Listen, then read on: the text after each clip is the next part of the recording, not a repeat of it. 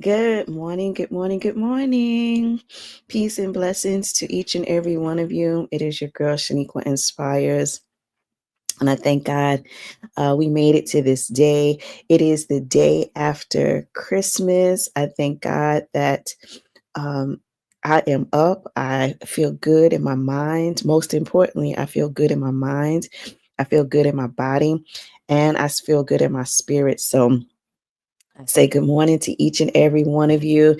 I don't know if you all are getting back to your day to day routine, but it really does feel a little weird after having yesterday off to be back into the saddle again. But to God be the glory. I did not get on the line yesterday because I was still in, Christmas Day mode. And I said, Shaniqua, you deserve to have a day off, especially since I worked on Christmas Eve.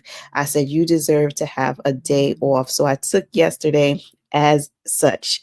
And I left you all good Christmas messages and videos on my YouTube channel, Shaniqua Inspires. So you were able to bask in my Christmas gift to you all. But today I am back up and running because you know what? Business has to keep pursuing forward. So it is a cold. Let me see how many degrees it is. It is a cold day here in New York City. And your girl does not want to be out no parts of the cold weather. Okay, so we got 22 degrees here in New York City right about now, and the high is going to be 35. But for those of you who are not from New York, that's Brick City, baby. That's Brick City. It's cold and the sun is shining beautifully. It's very misleading, but it is very, very cold.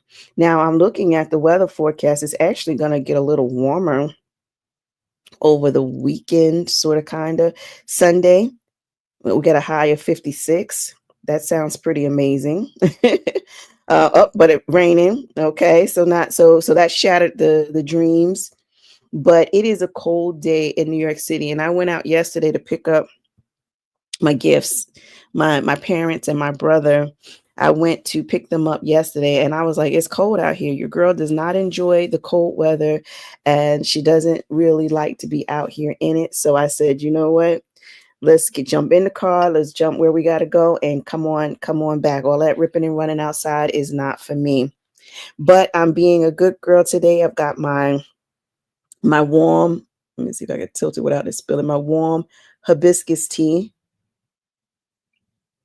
And it has ginger, cinnamon, and orange slices in it, and a little cane sugar. And I know they say cane sugar is not really good for you, but I've got a little cane sugar in it because I don't like white sugar. And it's good. So that's what I'm sipping on to nurse my throat from all of the talking and the laughing that was had on yesterday. But I thank God for so today is usually, so the day after Christmas is usually the day they call like the return, Boxing Day. Good morning, Carol. Blessings to you. Today is considered, I believe, Boxing Day, and it's the day where people are returning. They are returning some of the things that they received on Christmas. And what I said about that, I was like, no, I'm not returning because I love all of my gifts, because it truly is the thought, right? The fact that somebody put it in their hearts, put it in their minds, put it in their hands, put it in their budget to get a gift for you is a blessing. And so it is indeed the thought that counts. Now, whether the sweater fits or or not, it still is the thought. And I'm excited. I'm excited that every gift that I received yesterday fits. It fits. So my children are my gifts. My parents are my gifts. My brother is my gift. My oldest niece was here. She is my gift. My great niece and great, I'm gonna call them my great niece and my great nephew were here. They are my gifts.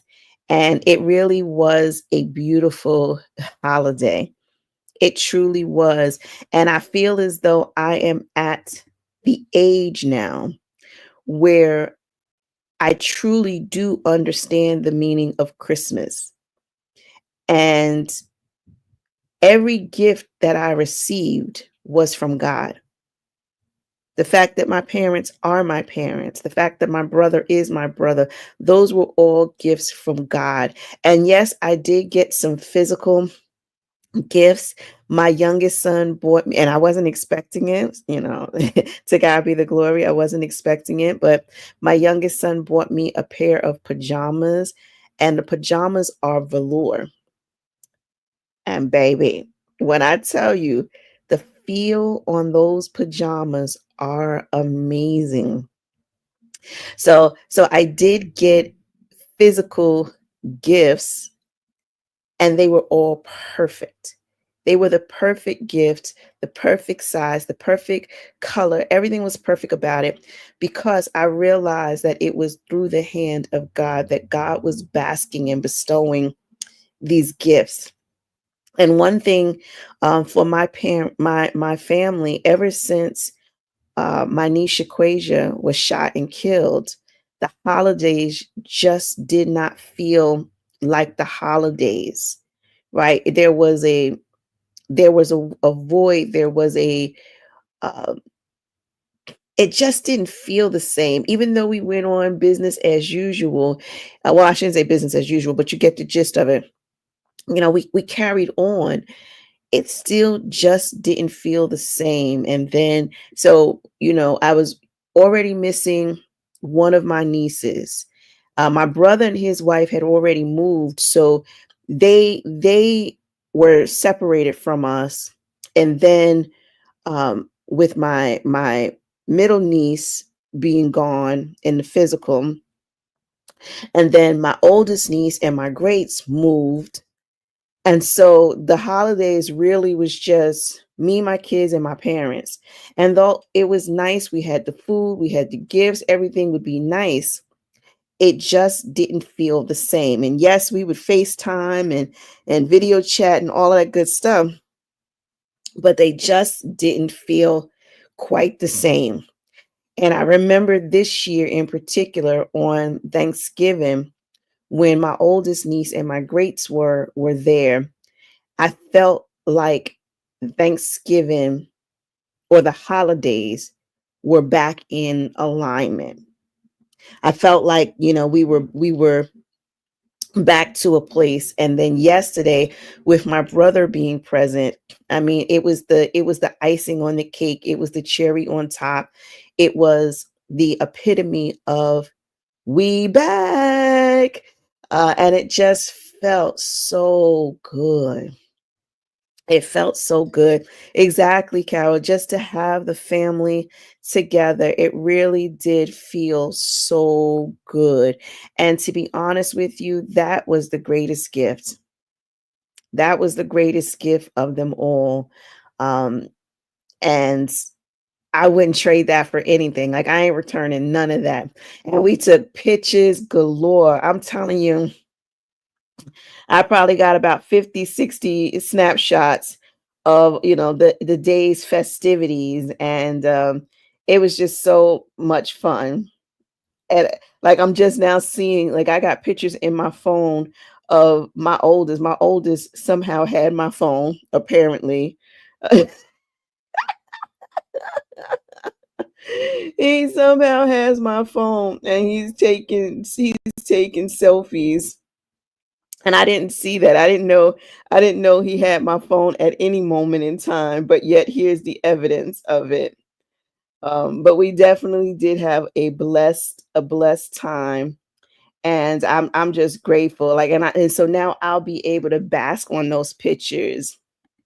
Exactly, Carol. And what it reminds me of is when, and Carol, you're usually with me when I go on these speaking events.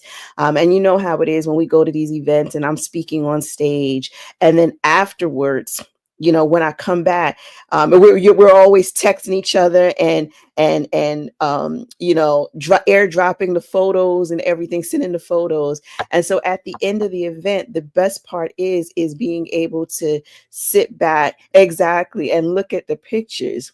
And so when you're in the moment, you don't really always have a moment in time to take it all in, because you're in the moment and everything is happening, so rapidly, so productively. But I always love, after a speaking event on Saturday, on Sunday, being, or even Saturday night, coming home and being able to look at the pictures again.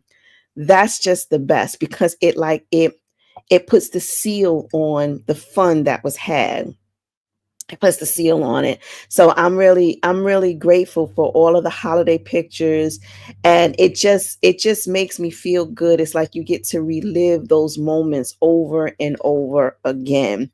And I've been saying, I'm like, we don't know the time nor the hour. And when it's all said and done, one thing that I did learn about um, the demise of my niece, pictures were what we were grabbing hold to. So days after, months after, we were looking for pictures. So if anybody had put up a picture of her on Facebook that I hadn't seen before, baby, I was screenshotting, and I was keeping those pictures because they meant something to me. I had stumbled upon a couple of videos. She had some videos where she was laughing and so full of life. Like, those were the lasting moments. It wasn't a pair of shoes, it wasn't a sweater. The lasting moments were the photos, were the videos, because you can look at it and you can remember, and you can go back to that time when things were good and there was breath in her body and life in her body. Like, it was the pictures. So it, like, where we think, the gift is getting the iPad, or the latest phone. No, the gift is in the pictures. The gifts are in the pictures and the videos, because those are the things that capture the moment. The sweater doesn't capture the moment. The money doesn't capture the moment. It's the pictures and the videos that really solidify the moment. Just to hear laughter, and I told my brother, no, I told my oldest son, after the fact, and I was like, man, like, I really should have just had the camera going and recording videos and conversations, and just going around recording and listening to people talk, because that is where the gift is. That is where the memories are going to reside. That's one of the reasons why I love having, not only Facebook, but also my YouTube channel, Shaniqua Inspires. I love having those sites, because it's a place where I can leave my voice. So these platforms are literally helping me to create memories. No, I'm not on here with the beat face. Many days my hair is not even done. Here I am laying in my bed, right? So I'm not up. I'm not in front of a beautiful fireplace or anything like that. That stuff is aesthetic. Those things are the dots on the I. But the fact that I would show up is the gift, and to record it. So God forbid, and I'm prayerfully, many, many, many, many, many, many, many years later, once I'm no longer walking the earth, the evidence, the memories, the moment is captured right here. So you'd be able to scroll and watch and listen, and like, listen at her talk, looking at her laugh, like, oh, look at her, I remember her sitting in that bed, right? These are the moments. And if we think, and so we had a slight incident yesterday, where my great niece, her and her friends, they all wanted iPads for Christmas. I don't know. This is what the young people going on. If you got the latest iPhone, I don't know what the big deal about you getting an iPad is. However, she really had her heart set on an iPad. Now, to hear it, and I didn't look it up because I wasn't getting it, but the iPads, they're almost $1,000, right? They're like mini computers, they're almost $1,000. And so nobody had money to get her an iPad. But I said, isn't it cute that her and all her friends who have no job, who have no source of income, would put together these wish lists and, believe by faith that they're all going to get these iPads. So as my great niece was opening up her gifts on Christmas, she started to have this look of disappointment on her face. And she was in the moment when she was opening up all the gifts. She was excited. She was excited, like, okay, she had like this level of hope. But then when she didn't get what it is that she wanted, then her mood changes. Now she's 15 years old. Does anybody fault her for that? No, because everybody can reflect back to when they were 15 and how it felt to be disappointed over material things. Children don't understand about the moment. They don't understand about the true gift, right? And so sometimes you do have to just let them be in their feelings. So you could see she was just very sulky, or what have you. She was okay, but she was very sulky, and it kind of looked like she was sleepy. So I think that was the guys that she was just letting it show, like, oh, like she's just tired. No, she was disappointed. She was disappointed. But when you put your hope on things, right? When you put your hope on things, material things, yeah, you do run the risk of being disappointed. And hence, she was disappointed. And that's life. However, when you are truly able to see the real gift is that you have your mother alive. Because there are many people who are celebrating a holiday, and this is the first holiday where they don't have their mother. They don't have their grandparents.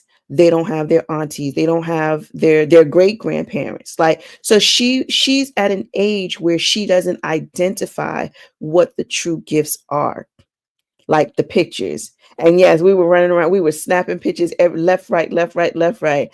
And then my brother, who is her grandfather, he was posting them on pictures, and I call my brother Quick Draw McGraw. So as soon as I would send him the pictures, he was uploading them on Facebook, and it was like boom, boom, boom.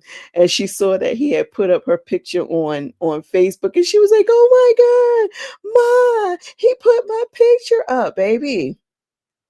Those are the memories. Those are what the holiday are truly about. And it's not being braggadocious. It's not like, oh, look what I got, because I saw some things on social media were saying like, be sensitive to people, who are spending the holidays by themselves, or who don't have their loved ones. Listen, Linda, listen. I am totally, I am totally understanding. But just because you're understanding that somebody's plight is not yours, right? That you're in a different space, in a different moment, it doesn't mean that you should stop living in your moment. It's kind of like Valentine's Day. Valentine's Day don't stop because Shaniqua ain't got a boo. Okay, Valentine's Day goes on and be Valentine's Day. The hearts, the candy, the flowers, everybody else posting their engagement photos, and the holidays it don't stop.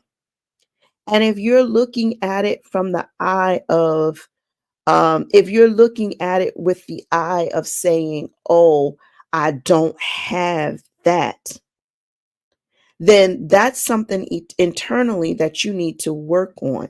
Because in all honesty, when you see people posting up about their families and who got on matching pajamas and everything, instead of being salty and jealous, you should look at it as possibilities.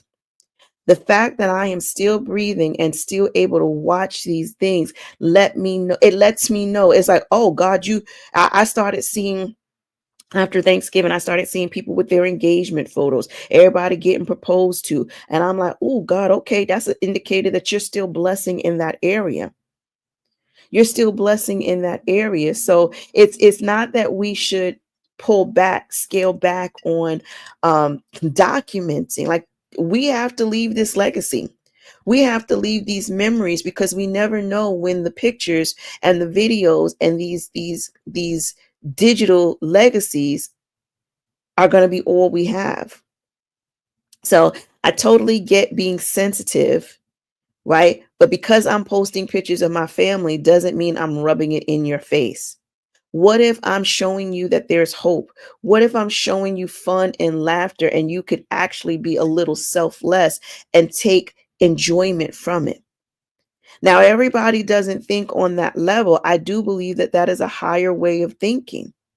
Like, I feel as though I'm in a different level of thinking as far as what the true meaning, what the true gift is. And I'm grateful for that. Carol says, my sister always says that you shouldn't be jealous of other things because you don't know how. Come on. You don't know what they had to endure to get it. So the young lady who's celebrating, getting engaged, and they've got the flowers that the petals spelled out, will you marry me, and the lights and the candles and everything, and you sitting there looking twisted at her. You don't know how many abusive relationships, you don't know how much low self-esteem she had to go through. So you're 100% right, Carol. Your sister says the right thing. Everybody goes through their journey. And like I said, for my family, the holidays just didn't feel like the holidays for the past few years. I mean, they were still the holidays. We still made it do what it do, but they just didn't feel the same. And so I'm so grateful to God that we finally are at a place where it feels good, and we value each and every individual who is there, because we understand that sometimes, unfortunately, people are going to move on, whether they transition, whether they just move, whether they have to work. So it's about valuing who you have when you have them. So I saw some people who got together Christmas Eve. So their tradition is not to, fellowship at one person's house on Christmas Day. They do it on the eve. And I forgot who I was talking to yesterday, that said, no, no, no, I like the day. It might have been my brother. He was like, no, I like Christmas Day. Okay. But you know what? When you have to make adjustments, especially as people, have kids and they have their own families, they may want to spend time, with their kids and their household and everything. So we do understand that sometimes the traditions, the dynamics shifts, it changes, but really understanding that the true gift is the moment. The moment is the true gift. Yes, yes, yes. Exactly, Carol. I mean, it's the shift, right? It's the shift. Like, so it may not have looked like, the years past, but it was still the moment. The fact that your mom was still there and not, in a hospital, not anywhere else, right? Not in a nursing home. Like, that's the moment. So the true gift is the moment. The true gift is the moment. And I know on my Christmas message, and if you didn't get a chance to check out my Christmas message, it is on my YouTube channel, Shaniqua Inspires. And in my Christmas message, I was saying that the gift is the fellowship, right? It is about the fellowshipping. It's about the family. It's about Jesus. And this is all that Jesus is the moment. He is the creator of the moment. So when you celebrate the moment, you are celebrating the creator of the moment. And it's a beautiful thing.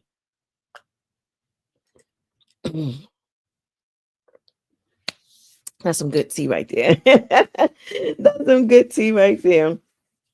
But I know as I get into my talk and everything, that's why I was like, let me put it down instead of sitting here holding it, man. My arms will cramp up and everything. But I do say good morning and God's blessings to each and every one of you. Like I am just thankful for the moment. I'm thankful for the moment that I can get on these lives. I can talk to you all. And I really do feel like we're having an interaction, even though we're not physically together. I still feel as though we're having like a gathering. And I love when I get to see your profile pictures, and when you put your comments in, it does it make the moment even more. And I love these moments, and oftentimes I do look back on these videos, and it makes my heart relive the moment all over again. So what is it that you can do to capture the moment, right? What can you do to capture the moment? So where we were a few days or so ago, I remember, and I do remember sometimes, when I say, oh, I want to make sure I tell you guys this, I want to make sure I tell you guys that. I had been talking about Joshua chapter 5, right? I had made reference to Joshua chapter 5 a few days ago. And there was a piece, there was a passage in Joshua chapter 5 that I wanted to make certain that I highlighted. I'm looking back over my notes to see. Let me turn to my Bible because I think I do have my Bible here. I put everything in the bed with me, you guys. So I got everything that I need. So I got my Bible here. But there was something in particular in Joshua that I wanted to highlight today. And if I can't find the verse, I do remember the reference of it. I do remember what it was about. But I want to see if I can read you the exact verse. It was in Joshua 5. Yes, here it is. So this is Joshua 5. This is actually in the first verse. And um okay, yeah, I'm going to try to pronounce all these things. So it says, now when all the Amorite kings west of the Jordan and all the Canaanite kings along the coast heard how the Lord had dried up the Jordan before the Israelites until we had crossed over, their hearts melted, and they no longer had the courage to face the Israelites. And when I read that the other day, what I began to pray for is that God will melt the hearts. So in that instance, those who were against the people, right? Those who were against them, those who were blatantly fighting against them, their hearts melted. Meaning that their hardened hearts softened, right? So when you think about something melting, it is like it's softening. And what I gathered from the time when I read it, I was saying, like, Lord, soften the hearts of people who believe that they are the enemies, soften the hearts. So even softening the heart. So if somebody sees you posting up your family videos and your family pictures and they're feeling some kind of a way, you can ask the Lord to soften their hearts, right? So the melting of the hearts, the melting of those harsh feelings. But as it pertains to today, because I said to myself, I wanted to make certain that I go back to that. What stood out today about the softening of the hearts? What if you ask God to melt your heart? So it's always a great action when we ask God to melt the heart of someone else, the heart of someone else. But what if we are the ones who need our heart softened? So before Christmas Day, I remember reading stuff online, because I'm on social media, and I remember reading something online, and someone said, "Oh, I'm not a holiday person." And I don't debate anybody. What you say is what you say. That's how you feel. That's how you feel. You know, maybe one of these days the Lord will help you to see it differently. And I pray that He does. But I don't ever try to come at somebody for their way of thinking. I can pray in the background. And that's where that level of understanding should come in. You understand that not everybody feels the way you feel, and not everybody thinks the way you think. And it's not to say that they're right and you're wrong, or you're right and they're wrong. It's just understanding the differences and not combating them and not fighting them and not berating them. You just let people be in their feelings and in their thoughts. So when I did read that, I read somebody said, "Oh, um, oh, I'm not a holiday person." And I get that. I get that the holidays get over commercialized, where you feel as though you've got to spend all of your money in order to make people happy, right? And you see a lot of videos where people are posting, they're wrapping up water bottles, talking about this is the baby's gift, because the baby gets more excited over an empty water bottle than they would over some $50 toy. Right, they get more excited about a cardboard box. And so you see these videos of people, saying like this is what they're getting the kids. In all honesty, it's about the moment, right? It's about the moment. It's not about, oh, you spent $100 on a toy for a baby, So it really is about the moment. So we make a ha ha he he out of it, but in reality, it's like, yeah, you even see some people going around putting bowls on the light switches and bowls on the refrigerator and bowls on, the car. It's like you give gifts throughout the year. And that's what I told my kids. I was like, listen, if there's something that you need, say so. If it's something that you want, say so. And then whenever I can get it, I get it. Right. We don't have to wait till Christmas Day. And then I've got this long laundry list. So, all these people who got all of these fancy gifts, maybe these people didn't care nothing about them. They didn't care nothing about them all year long. And now all of a sudden on Christmas, you want to rain down on them, all of these frivolous gifts. But I get it. I get it that some people aren't in the holiday spirit because of, grief, loss, because it doesn't look the same way as it used to look, because it's overly commercialized, right? We know that about the holidays. They're very, very commercialized, and people want to, they want to debate it. And, oh, Jesus is the reason for the season. I mean, Jesus is the reason for every day. So what are we even talking about? He's the reason for every day. But there's always, that people always find something to hold on, or something to have offense over. And in all honesty, it really is just, again, it's the mindset. It's how you see these things, how you think of these things. And so, I get that the holidays are not what we remember. Right. Thanksgiving doesn't, like, the creation of Thanksgiving doesn't have a warm and fuzzy, feeling. Like when we were kids, it was just, oh, it's Thanksgiving. We did what the school said we were going to do. And that was that. Now we understand, well, no, somebody took somebody's land, and now they made them sit down and break bread, and we're supposed to be all happy go lucky and everything's hunky dory. So you now see that the quote unquote holiday is not as joyous. Same thing with the 4th of July. There was a point in my life I was like, nah, the fourth ain't the fourth no more. The fourth, we not celebrating the Independence Day when everybody wasn't free.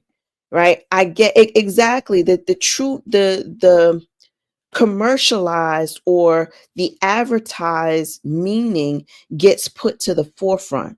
Oh, it's the celebrating the independence of freedom of America, and you're not American if you don't believe in this. And it's like, it's, again, we're just making these moments in time where we find offense. And if you focus on offense, then you're going to miss the true meaning. So exactly, Carol, the true meaning gets lost. So no, I don't agree with where the 4th of July stems from. Right. But once upon a time, I was caught up, and yes, I went to the cookouts and the fireworks shows and all of that. Now that you have a deeper understanding, it doesn't mean that you step away. What it means is now you make it a different tradition. So if you all are getting together at the cookout, it's about the fellowshipping. It's about the family. It's about the food. It's about, being with one another, regardless of whether you got fireworks cracking off in the background, you got a turkey on the table, you got a tree up. Like, that's not the point. That's not the point. So, but I get when people say, the holidays, they're just not a holiday person.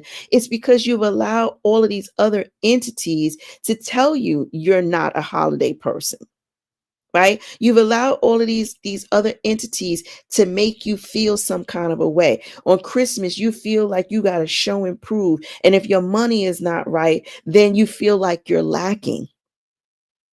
That's an internal thing. And it's time to shift that around. It's an internal thing that says, I feel judged on Christmas Day.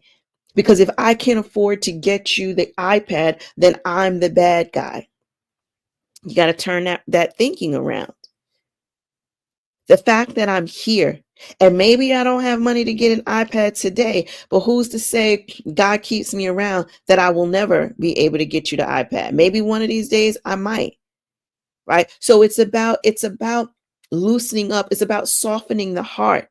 It's about offering forgiveness, forgiving yourself to say, okay, maybe I can't afford the turkey and all of the fixings, but I can contribute this. I can provide a home where everybody can come in fellowship and everybody can bring a dish and we still get that festive feeling. And I didn't have to go broke doing it. So, saying that you're not a holiday person, I would challenge you to say, well, why is that? Is it because it doesn't look like what you're accustomed to? And something within you is holding on to the way things used to be and not allowing you to accept things for as they are? If that's the case, then you miss the gift because the gift is in the moment. You totally miss it. So challenge yourself. Challenge yourself to see differently. Challenge yourself to think differently. And that is how you shift into a next level. Your next level. Your next level may not be my next level, but that is how you take the necessary steps so that you will eventually get to where you are destined to be.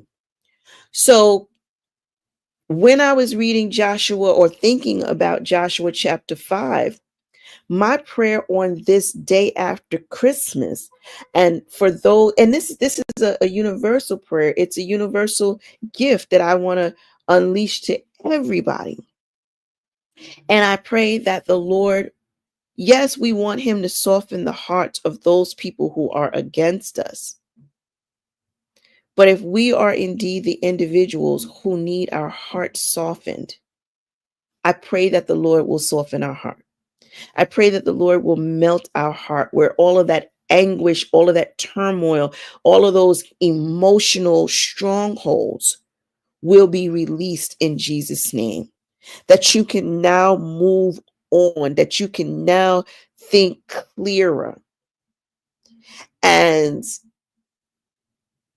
you won't harbor ill feelings on a moment that's only trying to love on you. And maybe you spent Christmas by yourself and you're mad because everybody else had friends and family, and it made you start thinking about who you don't have in your life, who you are missing from your table.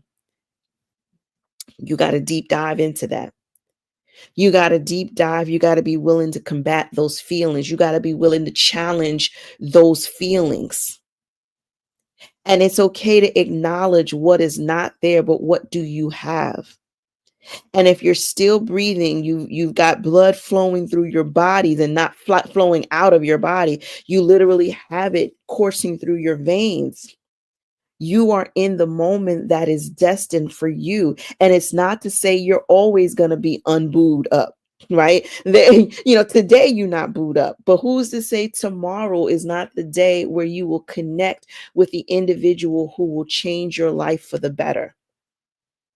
So even if you spent Christmas by yourself, Okay, this is your season of isolation. This is your season, just you and God. You should start thinking. You should start combating those feelings. And that's literally what the Lord has had me doing over the past few weeks. I have been self-reflecting. And I said, man, I don't believe I've ever self-reflected this much, ever. But I'm really in a space, in a moment of time where I'm self-reflecting, because the more I self-reflect, the better I get. Shh, that's the secret. That's how you become a better you. You become a better you by self-reflecting.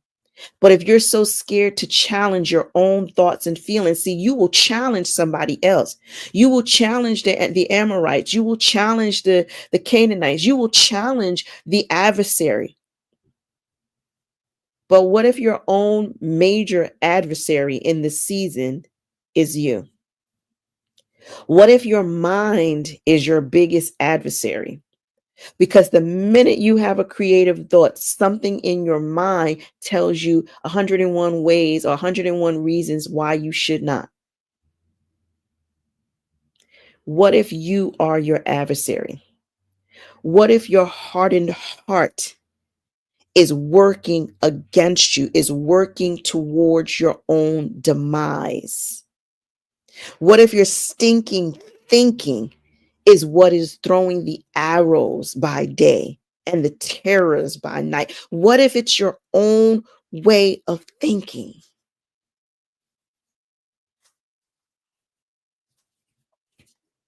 Then you will eventually be destroyed unless the Lord softens your heart. I had mentioned to you all that I had built a wall up. I had built a wall up years ago, and it was a protective mechanism. It was the way of me protecting myself. So I built this wall up. And I put cement over it, and I painted the wall, and I hung picture frames and flower patterns on it. So it was a pretty wall. It was so pretty that I forgot it was there. I'm taking selfies next to it. I'm allowing it to just blend in with my life. And I'm going through life with this pretty Instagram worthy wall up. But it wasn't until I started doing my self reflecting. And I think I'm pretty good. I think I'm pretty good, but I know I can be better. I'm always in a plight to be a better me. Hence why my company is a better you, because I understand that journey. So yes, I got my honorary doctorate degree, but I challenged myself to say, well, what's next? What's more? Who else can I bless? Like that's the way our mind should be. It should always be in that service mode. How can I use this gift of gab? How can I use this gift of gab to be a blessing to other people? How can I use my gift to write to be a blessing to other people? I was telling my brother last night, I was telling him about the moment when I had passed my book, There's an Angel in Heaven That Calls Me Auntie. I had given it to a complete stranger. I didn't know this person. This person didn't ask for it. I wasn't in mid conversation telling this person about my book. The Lord had me just go past this person at the cemetery of all places and put this book in someone's car. And eventually the person realized that this stranger, mystically, this book was in their car. They reached out to me and they say, you just don't know. You just don't know. The Lord put something in my heart the other day, and I was obedient on it. And I kid you not, I was getting messages from people crying, getting messages from people giving thanks, people saying, you just don't know. So it may seem weird to you. It may seem like this is totally outside of your comfort zone. It may seem like this just doesn't make any sense. But when you are operating in a spirit of obedience, it's always going to make sense. It will eventually be revealed as to why you did what you did. And so my words, my written words during one of the hardest seasons of my life ever, was able to help someone else who was going through a hard season. And I didn't know their story. I didn't know what was going on with them, but just being obedient. It don't have to, everything don't have, like they say, oh, make it make sense. It don't have to make sense right now. It don't have to make sense right now. You just got to get to a place where you're able to operate in that spirit of obedience. And so the Lord literally does have me in this place where I am self-reflecting. I'm asking myself the hard questions. I'm thinking about things that I want to run from. I don't want to think about that situation. I haven't thought about that person in eons. I haven't thought about that moment in time in forever ever. But the Lord has me going back. I'm revisiting these moments because he's like, baby, you got to heal. Just because you moved on doesn't mean that you healed. And that's where people get it twisted. They think because they moved on, they in the next relationship, they in there happily ever after. But that happily ever after is on sinking sand. If you have yet to heal these holes, these moments, and it may require you to look at you in a different light and say, I'm the one that put up the wall. And then you start to challenge yourself and say, am I willing? Am I grown enough? Am I a big girl enough where I can bring the wall down? And I decided that I didn't want to be behind the wall anymore. And the wall had to come down, hence making me a better me. I may not be at the, where God wants me to be, but I'm well on my way. And you become well on your way when you challenge your way of thinking. When the Lord softens your heart, when he softens your heart towards you, then you can soften your heart towards others. I no longer hold offense to people, to a person. Why? Because I've released myself from that. I've forgiven myself for that moment in time. I have repented. And not only did I change my ways, not only did I stop that toxic behavior, I changed my mind. So the gift is in the moment. The gift is also in the mind. The gift gets sprouted out from the heart.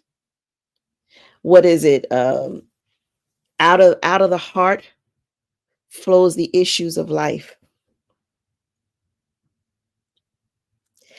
Out of the heart flows the issues of life. There's another scripture that connects the heart and the mind together. So the gift is in the mind. The gift is in the heart. The gift is in the moment. Are you going to miss it? Are you going to miss it because things don't look like what you're accustomed to them looking like? Are you going to miss it? I hope you won't. I hope you won't miss it. Because I want you to get all of these gifts. I want you to bask in each and every gift that the Lord, our Father who art in heaven, has for you. And in order to get the gift that you truly need, I know the iPad wasn't under the Christmas tree for you, but in order for you to get the gift that you truly need, maybe you need your heart softened. Maybe those issues need to be melted away. Maybe that's where you should gear your prayers towards, rather than you asking the Lord to soften everybody's heart. Why don't you throw yourself on that list too? Ask him to soften your heart as you see yourself, so that you can offer yourself forgiveness, so you can let go of those offenses, and that you can finally live free. So that's all. I'm gonna leave y'all there. It is Thursday. Today's a thankful Thursday. We thank God for it being a thankful Thursday, but we got another moment. We know we got another moment. Even though the aftermath of Christmas is over, we are in the aftermath. It's the day is over. All of the food has been divvied up and put in the refrigerator. I can't even see inside of my refrigerator because I got so many Tupperware dishes all over the place. But you know what? But you know what? I am grateful. I am grateful for the moment, because the moment is the gift. So today is Thursday. The Black Girl Pray Her series does come on tonight. So if you will, please plan yourself, get yourself in order, set your alarm clocks if you need to. 7 p.m. Eastern Standard Time. We will be on. I'm telling you, Carol, if you take a moment in time to ponder on it, you will become a better you. It's a guarantee. It's a guarantee. And that should be all of our hashtag goals, is to be better. So tonight we've got the last installment of the Black Girl Pray Her. Apostle Patricia Hutchinson is going to be our final guest on the Black Girl Pray Her. Today is also Apostle Patricia's birthday, and I did not know that. But today is also Apostle Patricia's birthday, so we want to make certain that we tune in, we share the message out. So meet me on my YouTube channel, Shaniqua Inspires, at 7 p.m. Eastern Standard Time for the Black Girl Pray Her series. So I'm excited about that. If you did not do so on yesterday, the wellness encounter did go out. So I want you to make certain that you go back and you take a look at the wellness encounter. Come on, Carol. To God be the glory. To God be the glory. I thank him. I thank him. I bless him for the great and mighty things that he is doing in your life and is still going to do in your life. So we thank God for small changes that become beautiful, glorious changes. Right. So you all have a beautiful and blessed day. Y'all know I got a staff meeting.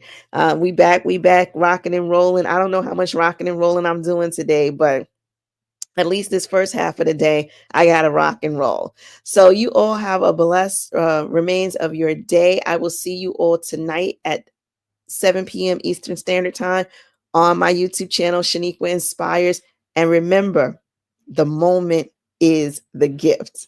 Be blessed, everyone. Take care, Carol. Thank you, sis.